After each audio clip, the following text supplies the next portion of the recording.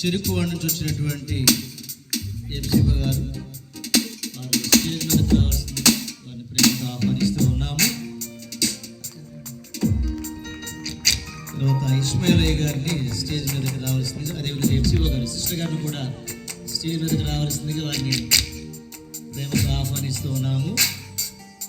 మరి ఈరోజు ముఖ్య ప్రసంగికులుగా వచ్చినటువంటి ప్రసాద్ గారిని మన మధ్యలో ఉన్నటువంటి మరి సిస్టర్ గారు ఎఫ్సిఓ గారు స్టేజ్ మీదకి రావాలని మనం చేస్తున్నాం. ఈ సమయంలో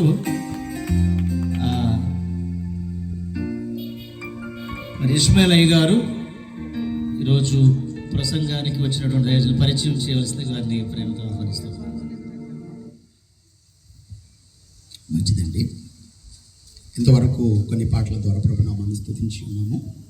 ప్రాముఖ్యమైనటువంటి సమయం కనుక దైవజనులు దొల్ల ప్రాంతంలో బహుబలంగా వాడబడుతున్నటువంటి దైవజనులు ఆయా పర్యాయాలు చెరుకువాడ కానివ్వండి, అలాగే సంతోషపుర గ్రామం కానివ్వండి, ఆయా పర్యాయాలు వచ్చి సంఘాన్ని ఎంతగానో ఆత్మీయంగా బలపరుస్తున్నటువంటి దైవజనులు మన మధ్యలోనికి రావడం ఎంతో సంతోషకరం.